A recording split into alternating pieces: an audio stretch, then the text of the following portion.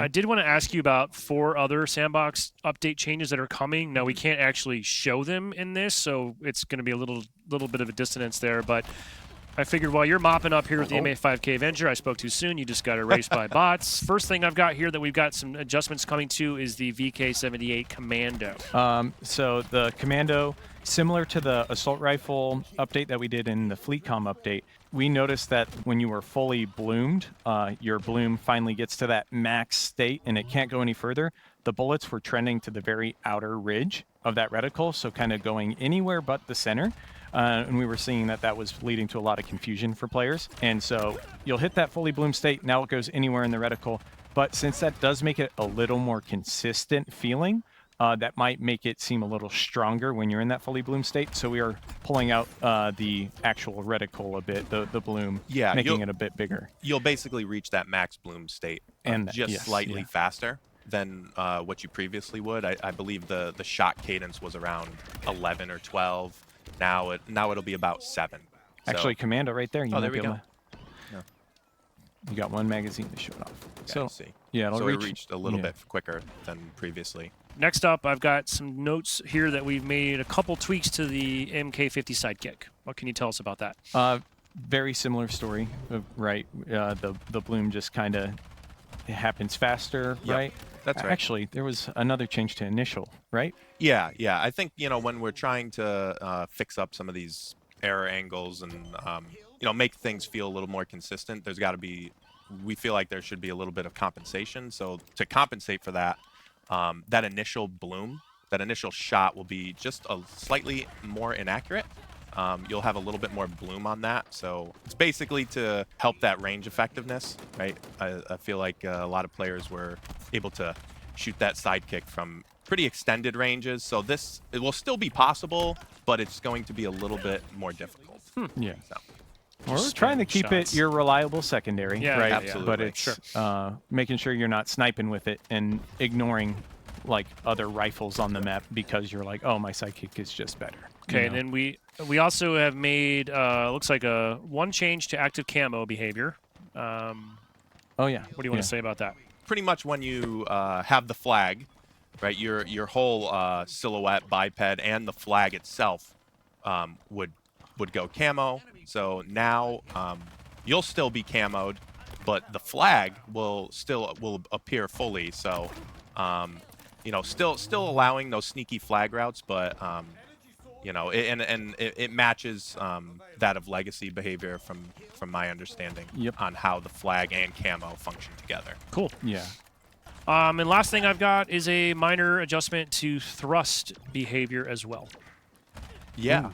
Yeah. There's been plenty of feedback around thrust. Yeah, thrust is a very powerful equipment in the user's hand, specifically when you're engaged in just one-on-one combat. It always seems like you're able to thrust while you're firing and able to continue damage outputting while your movement is changed. So now when you do thrust, your reticle will hide and your weapon will be disabled just for a couple frames to kind of better balance that power curve from the thrust user and give more of an opportunity for the player on the receiving end. Similar to how Halo 5 functioned, right? You have the gun go down for a split second while you thrust, and then you're shooting pretty quickly after. Just an either-or choice at that point. It's a trade-off to make there. Yeah, I like it. And I was worried that it would be like too long, It's like my gun is down throughout the entire thrust. It's actually just down for a little bit. We're starting with a pretty modest tuning just to see how it plays out.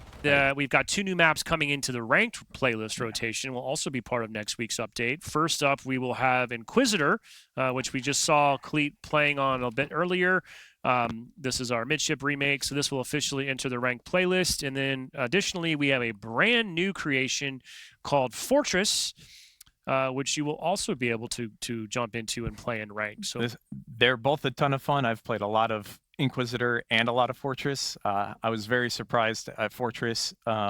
One thing, if you've played the 1v1 showdown at either Salt Lake City or the Halo World Championship, you will recognize this bit of Fortress from the center. This is that circular bit that people hadn't seen yet, right? They hadn't Yeah, seen yeah, yeah. Fortress, but they saw it in 1v1 Showdown. This is where that's from. The gameplay footage here we can just show you, but what we're looking at some Husky Ray being yep. played in third person.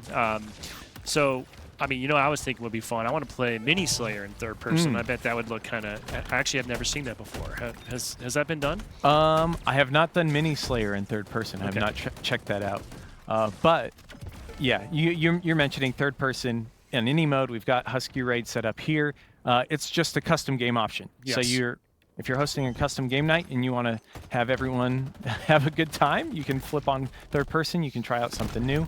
Here you can see Forger set it up so when you become the Juggernaut, it flips it to third person, right? So you can even have the mode dictate, I want this person to be third person, I want that person to be first person. That's really cool. And you control when that happens under whatever circumstances or scenarios you want. That's awesome. Really useful controls there. That's Sweaty. Mostly we're just kind of providing a gameplay backdrop as John and I talk a little bit about third person.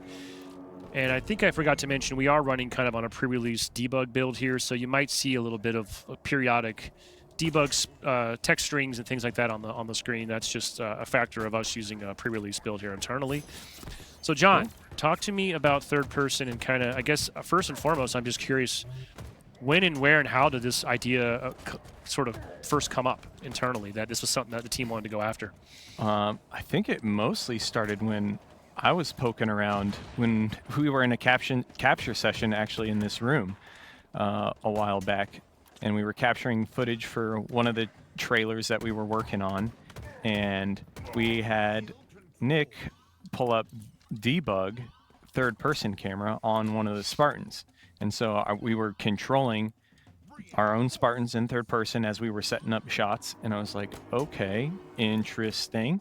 If this exists already in the game, you know, as like a debug thing, well, how difficult would it be to potentially bring that and expose it to our players? And it was pretty darn janky just as a debug thing, right? It wasn't a full feature, didn't have a lot of polish. So we ended up diving into it on the gameplay side of things. And that was when we started poking around. I think we ended up using more of kind of like the turret logic because the turret already had that third person set up, right? When you grab a mounted turret and walk around. But some of the foundational stuff was already set up, and we just really needed to make sure it works. And like when you shoot at something, the aim goes where you wanted it to, because it's a little bit unique to have the camera pop out over the shoulder and line up differently than where your bullets are actually going. And you could see that would sometimes change between guns. You'd see some weird behavior with equipment and where it gets thrown, nades where they get thrown. Oh gosh, I tried to run away and I landed right next to all of them. It's a little harder to play and talk, right? We just got smoked here in just an ODST difficulty level, I think. We're not even, like, these bots aren't really Oh, this is much. ODST? The bots difficulty? are ODST. The bots are ODST. Okay. I don't even know what difficulty you put us in. Heroic, maybe? I'm not sure. Yeah. You know, you mentioned that camera. I remember you and I were talking about it because, like, kind of the way it works in default first person is your bullets are kind of coming out of your face, right? Like, Yep. This is also why sometimes it looks a little weird in theater, and extra work has to sometimes be done there to try to make it look a little more representative of what you think it is. But it wasn't automatic to just move the camera back behind the shoulder and have everything kind of play nice, right? Yeah, so like another cool thing that we get from it is we saw it as I came off respawn just then. I can see like my mythic effects set a lot more clearly as I move around. When you've got those cool ones that are off spawn, you can actually see those come into play. You also get to see like the added benefit of customization. Certainly not the reason why we did it, but it was just a nice like side effect plus on top of we got to do cool stuff for forgers and mode creation, right? Yeah, you know, I've seen a couple hot takes, theories about why we did it or what our ulterior motives are, but really, as you said, we kind of already had this debug functionality in the game. It is already part of some mechanics like turrets and vehicles. And then truly, if you really want to go all the way back to Halo's origins, the first time we ever saw Halo, it was a third-person demo. So kind of coming full circle in that regards, which is pretty cool. And I happen to personally know a couple friends that just can't play first-person shooter titles. They have motion sickness issues. They've never been able to sort of find that sweet spot. And you know, if third person allows a different audience, different people that have always been interested in Halo, but couldn't play because they have accessibility challenges, that's awesome. Why not? And I was also showing off getting in vehicles works pretty smooth. If you want to try and jump in, if we could get Brian's let camera, me jump. Oh, we're getting. Try grappling into it, the gunner seat there. Well, I can't when I miss my aim. There we go. There. Yeah, that is nice and smooth. All those transitions, making sure all that stuff like worked right also was something we wanted to do as I drive right into the wall. Yeah, I tried to look at you as I'm driving, which is not great. Don't do that in real life or in video games. Make sure you're always paying attention. This is a hot zone we just drove us into. I'm also curious about some of the work and conversations you all had around how you handled ADS between different weapons. I noticed, great question. Some weapons. Zoom in here. Yeah, sometimes you'll still get a first-person full zoom. Sometimes you won't. Sometimes it looks like, I believe, a little bit of work might have been done just to help readability on some of the HUD elements as well. Yeah. But yeah, talk to us a little bit about some of that process. Yeah, it was one of the bigger concerns I had when we were looking at it is Halo's got this really unique suppression mechanic, D-scope, right? You get hit while you're zoomed in, it knocks you out of scope. Having that happen with a third person where you're constantly getting popped in and out could be pretty darn jarring, especially if you had kind of like a long zoom animation time. So we ended up just making sure it felt snappy. We tried to make it as quick as possible. You could see right there I was kind of getting de-scoped, taking a little bit of damage. And it ended up, after we kind of sped it up, tried a few different ways, instantly popping in, and we found a good pace for that, and it now just feels pretty darn smooth and natural to a Halo player. I know some people who aren't used to D-scope always have like a bit of a challenge with that. You fall? No, I had no ammo. I could not find any weapons anywhere, and I picked up a fusion coil, and I think I just blew it up in my own face. So yeah, you know, good times. At some point, we might want to just prematurely end this one, because I would like to show off, just take a quick look at that other Forge map with the linear experience, just to give players an idea of some of the different options that will be available. You mentioned de-scoping and stuff. Obviously, that becomes a little bit more I don't know, useful and applicable in PvP situations in particular, and we'll talk about that a little bit later. I know in terms of third-person support, basically works. We'll talk about this in the Forge section, but I know you guys had to do a lot of work to make sure it pretty much will support every mode in the game, right? So, also want to be clear, I've seen some questions online. There's not like a settings toggle. You won't be able to just kind of on the fly join a playlist and switch back and forth. It'll be controlled at the playlist level. So essentially you'll be able to play third-person firefight, or if you prefer to just load into the classic first-person firefight, that'll be a separate playlist option for you.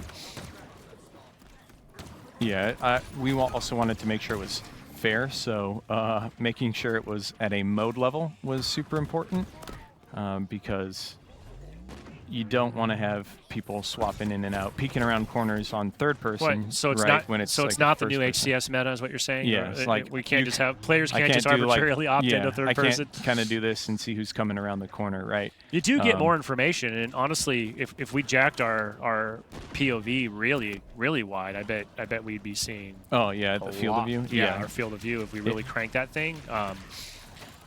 It is really nice when you change field of view. You it has that perception of it's closer or further away. Actually, I'll just go ahead. Yeah, why don't you go ahead? Let's end this one. Oh, you're going to show it? Okay, do yours, and but then let's change maps real quick. It feels like it's a little bit further. You can see more of what's going on around you, and then I will find a safe spot real quick. Change it. By the way, I'm really digging this Arbiter-inspired all the way down armor here. And you can have it kind of be that closer one, and it's like depending on how you play your third-person games, typically you can kind of adjust that field of view to be what you want. For sure. And you know, as soon as this update's live, obviously any of our existing community forgers are able to go back and if they want to update any of their own experiences and make them third person or have a third or first version. Something like the Forge Falcons recently released Helljumpers mode, for example, which is available in custom games. It sounds like it's would be perfect with the third-person perspective. Yeah. John, do you want to end? I know we're just going to keep grinding forever because yep. it's hard. It's in our instinct to just keep slaying Go ahead and Banished forever. Check out that next map.